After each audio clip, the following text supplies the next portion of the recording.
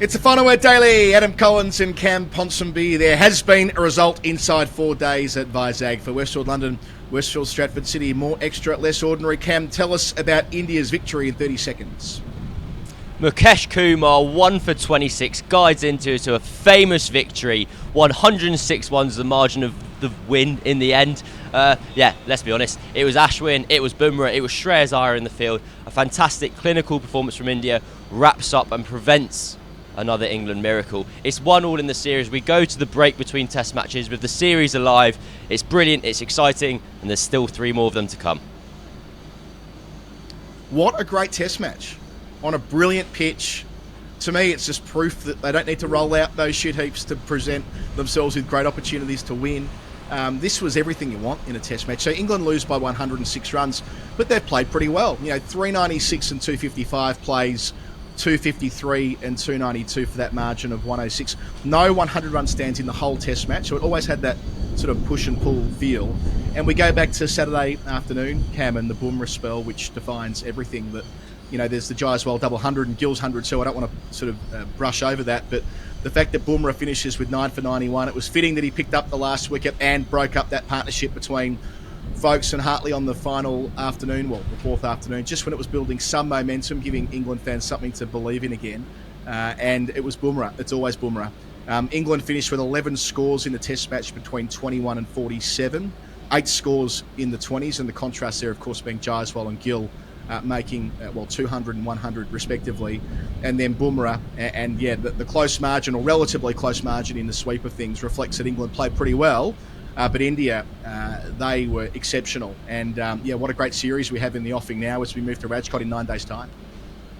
Yeah, I think it's interesting in that I don't know if I agree necessarily that it's a great test match. I think I had displays of individual brilliance. I thought India were always ahead. I didn't necessarily think that England were ever really likely to win. I didn't feel like there was ever a point in the match where it really felt level. I'm trying to go backwards in time now, and if I do agree with what I've just said. But I think it bodes quite badly for England, and not in a negative sense, just in the case of I think India have won here and there's more left to come from them. They're going to get Jadeja and Kohli back at some point. They're going to get KL Rahul back at some point. This is a brittle batting lineup. It's probably the weakest Indian 11 England are going to have the opportunity to face.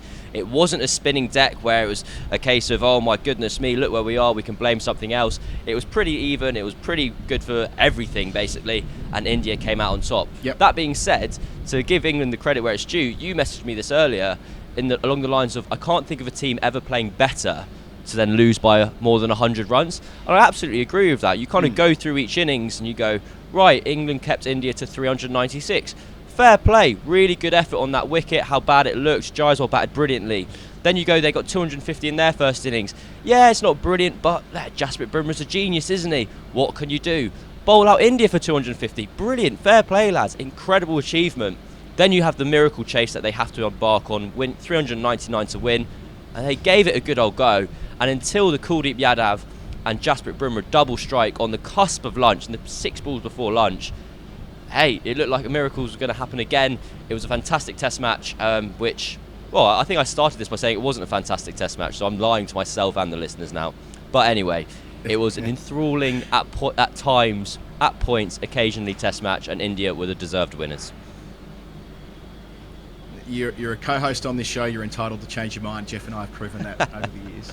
I think it's mostly due to the fact that England did have really impressive passages of play, typically at the start of a day. So once again today, they broadly speaking won the first hour. Certainly won the first hour yesterday, won the first hour on day 2, and were roughly level pegging at lunch on day 1. So they started days well and had other passages where they did control the game to an extent. I think what I mentioned before about there being no 100-run partnerships in the whole test match is part of that energy where every time India looked like they were going to completely monster England, they'd lose a wicket. And those couple of late wickets on day 1 dictated the discourse there to an extent. And, today, to go back to the start, England do win the early exchanges. They lose Rayan Ahmed leg before to Akshar Patel, that classic 2021 style delivery from him around the wicket, blew his pad off, 95 for 2.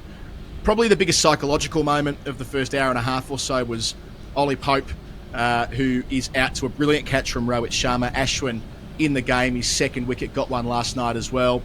Root tries to hit himself out of form, eventually gets a top edge off Ashwin, his 499th Test wicket. I was watching a clip from Ashwin talking about his various grips and the way he cocks his hand to bowl, his different varieties, and that's the one that he tries to go over the top, and it works perfectly to get Root out for another low score.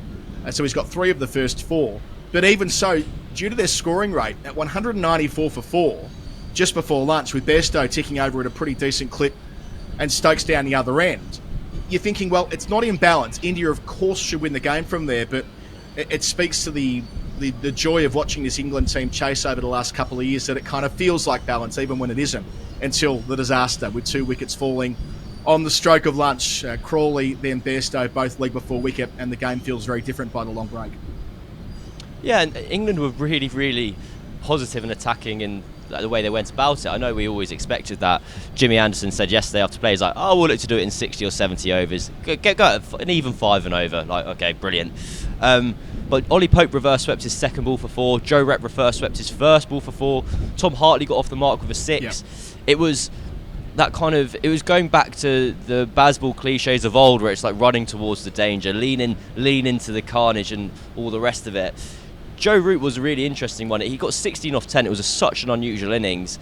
I've heard 2 completely contrasting reports that his finger's really bad, and that was off the record. And then I've heard another one where they went, oh no, it's actually way better than we expected. He's fine. So, hey, pick whichever one is true in 2 weeks' time. And then that's the one I said originally. I think that would definitely have been holding back Root to a certain extent. He took 2 blows to the finger yesterday, one in practice before play, then another during the match. And so I think he was almost like the wild card. He was almost playing the hand that Rayan Ahmed was meant to play, in terms of just like have a flash, have a pinch hit, see what happens. But it goes back again to India won the crucial moments, which is, I find it's interesting because you can say, oh, that makes it a close game, or if one person always wins the fine margins, does that just mean they were better? I always think about this in tennis. If someone wins 6-4, 6-4, 6-4, yeah, it's only one break of serve in each set, but they've consistently been a little bit better than you, which means they're actually quite a lot better than you. And India had that of turning those. They had 2 people reach 70, and both of them turned them into hundreds. And it's one of the real cruelties of cricket, in that you can look at Zach Crawley, who's batted absolutely beautifully in this Test match, and then you could make a case. You could have an old school man be like, he's got to go on. He's got to do better than that. You can't be giving it away with 70. And it's cruel. It's horrible. But I don't know if I agree with that sentiment of whether you can blame someone who's got 150 runs in the Test match. But on the flip side, given how difficult people found it to turn 20s into 40s, etc., does some responsibility lay at the door of the lad who's got 70? I'll be interested to know what other people think about that. I would be hesitant to criticise someone who's batted pretty bloody well and has been England's best batter across this Test match. I thought Will Mack wrote a good piece in the Telegraph yesterday about Crawley in the first innings throwing it away. And he was being complimentary. The framework was that no one really saw Crawley as being the banker in this England top 6. He was picked for, I think Stokes might have said it back in 2022, that they're not picking Crawley to reach 50, they're picking Crawley for the big hundreds on the day when he absolutely clicks. Well, so far in this series, he's actually been quite consistent. Let's go to his dismissal, which I mean, some people have presented it as controversial. I don't see it that way. I'm not sure where you fell on this, Cam, but the Crawley dismissal, I've watched Mitchell Starc bowl for the majority of his career, and he's got a lot of those style of leg befores where you watch it live, and especially on the first replay, which is always over the... They usually move the camera, the camera they use is the one over the top of the bowler from right arm over, which is the standard ball tracking camera. You get that one, and you feel like it's pitching outside leg, but the bang-on camera with ball tracker is more generous than the impression you get when you're watching the first replay. So it's a bit of an optical illusion. So I've got no problem with the technology or the application of it. I think it's just something that, yeah, as I say, the best comparison is Mitchell Starc getting a lot of leg befores on DRS that people are like, oh, hang on a second, that's pitched outside leg, when I think the same thing happened here with Kuldeep and Crawley, and it was hitting more than 50% of leg stumps. So it's not like it was an umpire's call. It was given not out and overturned on the field. So that was I mentioned that bang before lunch. That's the first one with Crawley, who batted so well. and no conjecture with Bairstow, just got nowhere near it with Bumrah, who of course was going to influence the game when it mattered. I was really confused by the controversy that kind of followed the Crawley dismissal. Not controversy is maybe too strong a word, but in real time it didn't look. It looked a bit off. You're like, oh, maybe that pitched outside leg, or maybe it's a bit high. And then you kind of take a beat and you go, well, he's gone right back. He's taken a big step back towards his stump, so he's deep in his crease. If this is pitched in line, he's in loads of trouble, and so it kind of bore out. But I was confused when I was in a room of like 7-8 people, and they went, "That's not right. Like the DRS is on the take," kind of thing. I went, "I thought it was out, lads. I thought that was hitting the stumps." But yeah, it was a real shame because, and I think to your point of it was a surprise that it was out, was shown by the Indian celebrations, because so often kind of DRS, it has that VAR effect where it takes away that glorious, that kind of wicket taking moment, that sheer moment of joy. Obviously it's not out on the field, so you do get a surprise of like a bit of excitement, but because there were two bits of doubt, it was, did it pitch in line, and if it's hitting, is it hitting enough of the stumps for it to be that red sign on the big screen rather than the orange one? And as the kind of screens loading through, everyone's looking at, all the Indian players are looking up, right, we've got pitching in line, that's red, ball tracking comes down, and the third red light flashes up and Kuldeep Yadav is off. It's a huge celebration. It was a great moment for the Indian team because it was such a big breakthrough, and at that point I think it was about 250 to win and 4 wickets down, and you were really, maybe even been fewer than that, and you could see it happening. You were working out in your head. You're like, well, if Crawley gets another 40 and Bairstow gets another 40, then Stokes and Folkes only need about, I don't know, 80 or 90 between them, and then Tom Hartley gets 30, and you could do the maths. It could work. It could make sense. But then, well, 3 minutes later, and you realise the size of the task that was ahead of him. Johnny Bairstow, yes, it's umpire's call, but it's also just like out. He's just absolutely smashed on the back pad. Yeah. And that ruined the game, unfortunately. It won India the match, but it ruined the game. It ruined the fun. So there we go. Yeah, so where Kuldeep's is probably given not out on the field for 100 years, Bairstow's is given out on the field for 100 years. Like pre-DRS, I'm saying. Yeah. Like that Bairstow one's getting given every single day, just the body language of it. The Kuldeep one, we've been on a bit of a process. We've been educated on what constitutes the stumps and in line with spinners, especially left armers. I come back to that earlier point where we're so used to and conditioned to watching the game from a right arm over perspective that when it's the other side of the pitch with a left armer, I think that's just the way our cricket brains are hardwired, and that's fine. And you know, as much as I'd love to lead into a conspiracy theory about, you know, Jay Shah tinkering the DRS from his office in Ahmedabad, like that's clearly not. I saw him. Here, right? So, I saw him doing actually. He was behind me in the box, and he went, "It's red." Pushed the red button, and I went, "Jay," and he went, "Cameron, shut up." And I was like, "Okay, all right, I won't tell anyone." So yeah, the Jay Shah was in the back of the box actually doing the DRS, but don't tell anyone that, please. It was very controversial. No, I won't. You got to be a bit careful with these kind of gags. I don't always land, Cam. Last week when you spoke about Bumrah being a chucker, some people took that very, very, very, very seriously. Yeah. So there wasn't going to be a Stokesian twist today. I just want to. So we'll move to after lunch. We'll keep ticking over. So Bairstow, just in passing, I'll note that it's another start for him. We thought after his tour in 2021 it was going to be the spinning ball that would be a problem, but you know, what do you know? Bumrah at pace at the stumps is going to be the major challenge for Bairstow through the remainder of the series. So it comes down to Stokes. It felt to me when they came back from lunch, and they would have had, you know, all that belief injected into them in the dressing room. That's the way this England team operate. There were comparisons to Lords in 2023. The board was broadly the same. The target was broadly the same. Folkes is a pretty dependable guy to put on a partnership at a tough time. We've seen that throughout his Test career, and they do absorb pressure pretty well for the first half an hour after lunch. But it was an odd running mishap from Stokes in that he didn't really take off. He took it too casually. The stumps are thrown down by Shreyas Iyer. Not the first time in the series he's had an influence with his fielding. I just want to provide credit to, it's either Sarfraz or Kuldeep. On commentary, they said Sarfraz. I've been later told in my Twitter replies it was Kuldeep. When 2 balls before the Stokes run out, he plays a sweep shot off the pad. It's trickling away for 4, and there's a diving effort to drag it in about 2 inches away from the rope. They get 3 instead of 4. Folkes is on strike. They take that quick single. If that goes for 4, then Stokes is on strike. And I don't want to sort of, and Jeff and I in the past have been critical of being too causative with what happens after something doesn't happen. However, this is a case where 2 balls before it would have meant a different person was on strike.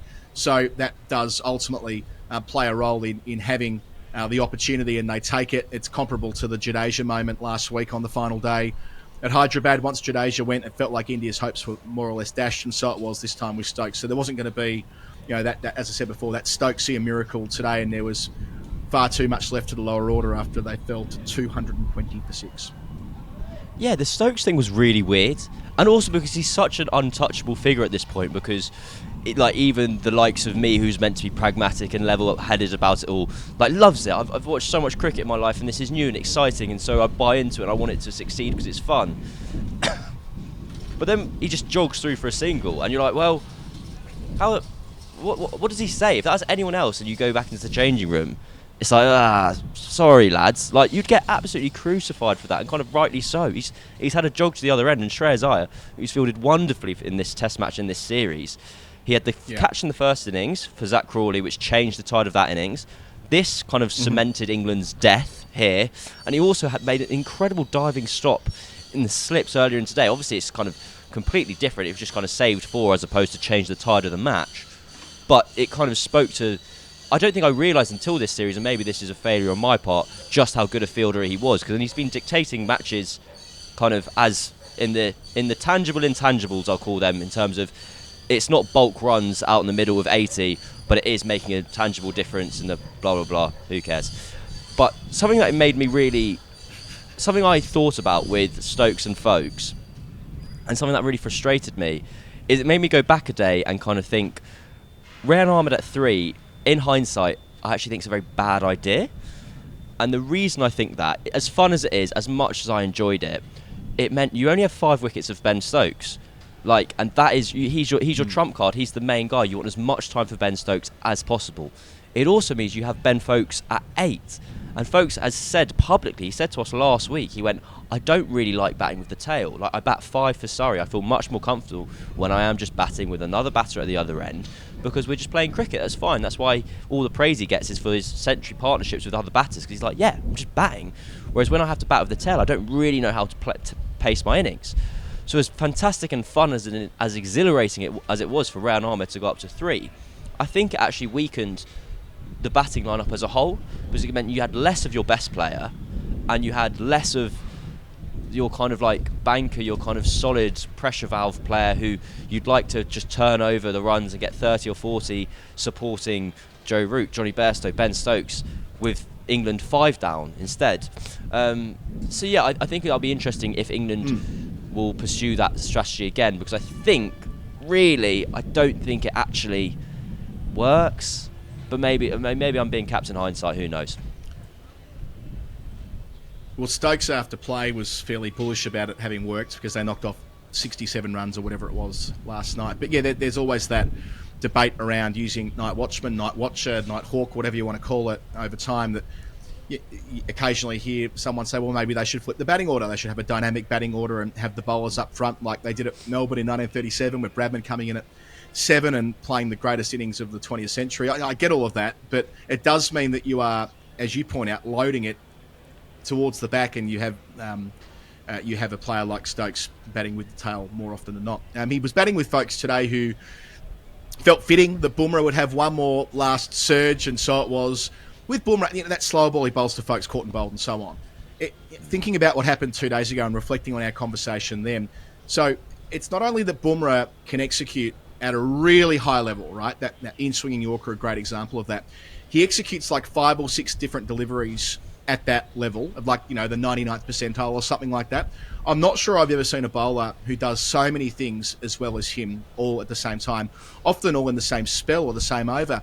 And that again comes back to the T20 cricket and the generation where he's come through, the story of Bumrah learning with the tape ball and all the rest of it has got him reaching this top table and having the type of variety that bowlers just did not have 20, 30, 40, 50 years ago. Wonderful bowlers that they were.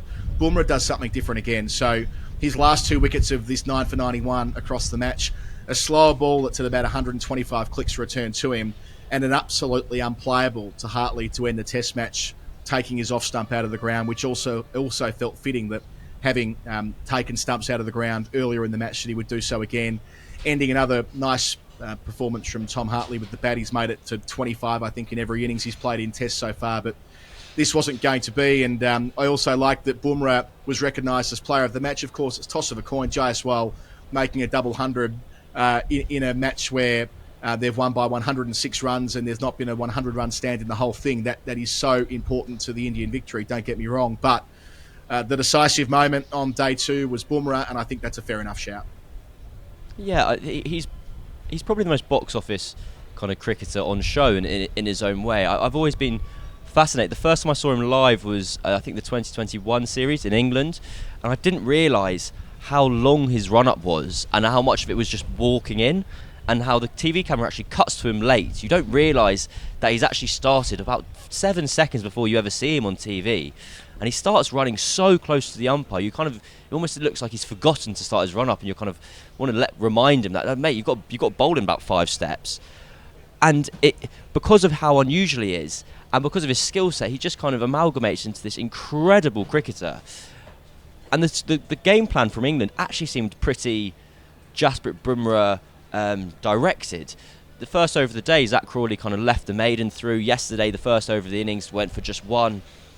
And I kind of turned to Kevin Garside, my colleague and friend on my left, and I was like, I think they're just going to leave and block out Bumrah for one end, and then they're just going to go for it at the other. Like, I think they have to have a Jasprit Bumrah dependent strategy. He will dictate how they go about this run chase.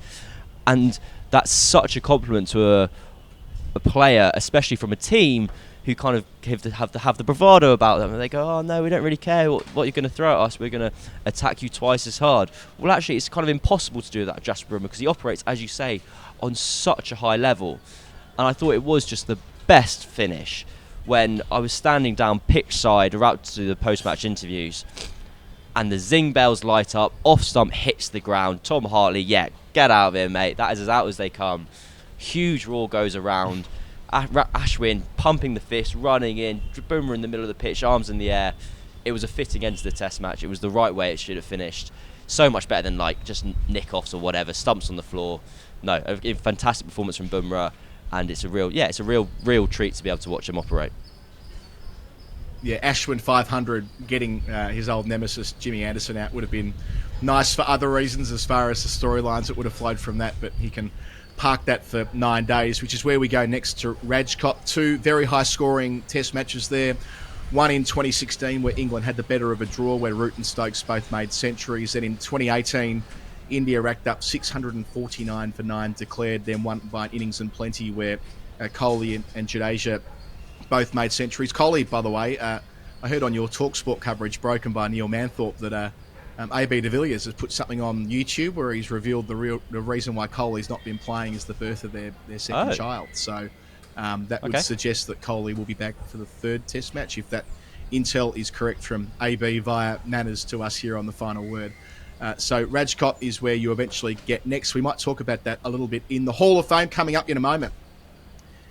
The Final Word Hall of Fame is brought to you by Westfield London and Westfield Stratford City. Valentine's Day.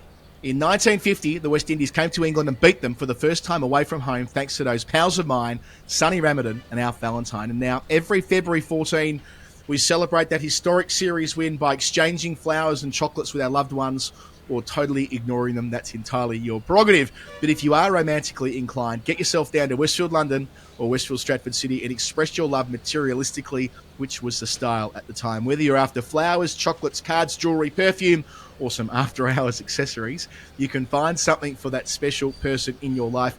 Valentine's Day for me will be celebrating my daughter's 4th birthday. I feel duty-bound to check in, Cam. Just check in. Things status quo. There were a lot of messages the other day asking if things have improved. Is it status quo or any replies yet? Look, the 2 blue ticks, they could be fatal. We'll find out. We'll give it time. I reckon we've got about 6 to 8 weeks. Yeah, mate, this is why we didn't. This is why, if I've learned anything over my brief broadcasting career, is don't drunkenly send in a voice note from the Caribbean to a podcast that then gets played out. I think. Oh, right. She heard it. Did she hear you on the? No. She didn't. She didn't hear that, but she did. I remember I was doing a show with Sam Ellard from Talksport when I was doing some work for them as well, and he was party to all the information, so he'd often ask me, and I think she was aware that it was being broadcast. I mean, I'm just falling into the same trap, aren't I? Just talking about it publicly when there's literally nothing going on. There's nothing happening, guys.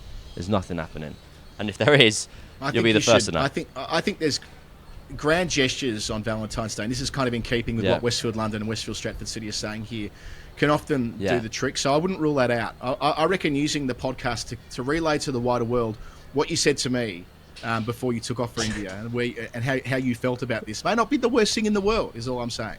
I think she might hear it. Maybe a mate of hers likes cricket. She puts the pieces. She's from Melbourne, right? Puts the pieces together. You know, Jeff and I are from Melbourne. You know, these things could sequence nicely for you. I don't know. So what we're doing is you go like, no, we haven't chatted in 6 weeks. Here's a Moonpig proposal card.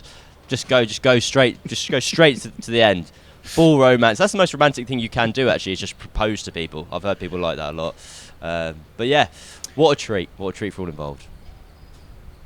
Final word moment of the day for Westfield London, Westfield Stratford City. I will begin. How about the old double review? This was an Ashwin, I knew you'd be all over this. Given out on the field, reverse sweep. I actually don't mind it, and I'll tell you why. So in 2021, Rohit was given not out on the field at Chennai when he made that incredible 100 on that shit tip on day one. I mean, Rohit was batting on a different pitch, different planets, right?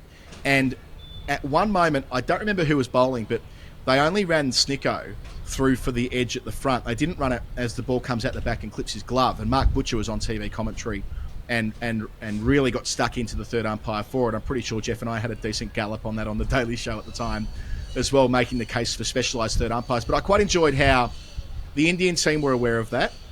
They spoke to Chris Gaffney, who called upstairs, spoke to Paul Rifle, and that's like, okay, yes, let's do that. Let's go through the technology a second time. Let's not be rigid in our thinking here. We've got it here. Let's use it properly. So, yeah, it took an extra minute, and that's annoying, and it's a bit weird, but I reckon that's better than the alternative if that did by chance clip the back of the bat and they missed it on the way out because they were stubbornly trying to get the game moving on.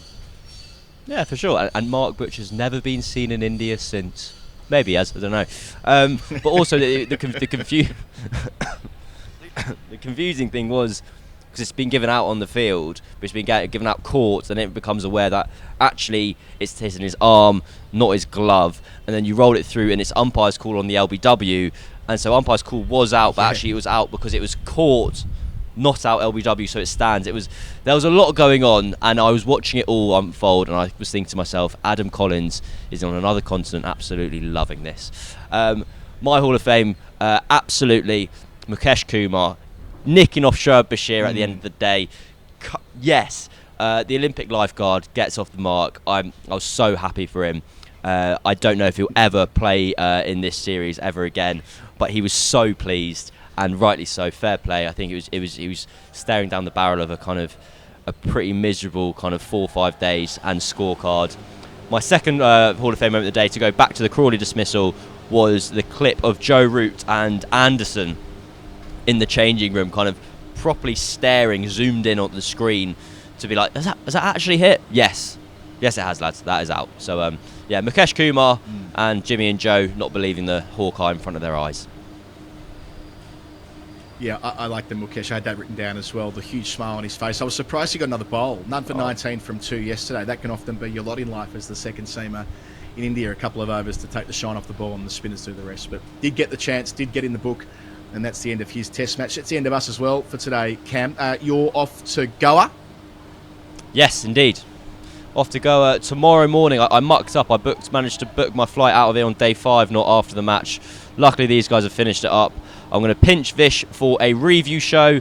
We'll be back with the journalist of sorts for the preview or the Indian update of before Test 3, when we should know whether Virat Kohli is going to play or not. To add to your AB de Villiers thing, I just heard someone say 50-50 from a source close to the Indian camp. Don't know how true that is. But right. Yeah, so again, I can tell you that Joe Root is either injured or not injured, and I can tell you that Virat Kohli will either be playing the third test or won't be playing the third test. So if you want clarity on anything else, let me know. You heard it here second on the final word. What a news hound, Cam Ponsonby. All options on the table from our diligent freelancer on the ground there at Vizag. Always. Enjoy Goa, beautiful place. We will catch up with you at Rajkot, but you'll speak to Vish tomorrow, as you say. This series is perfectly poised at one match apiece. India victorious by 106 runs. Our coverage, as always, for Westfield London, Westfield Stratford City, more extra, less ordinary. We'll talk to you soon.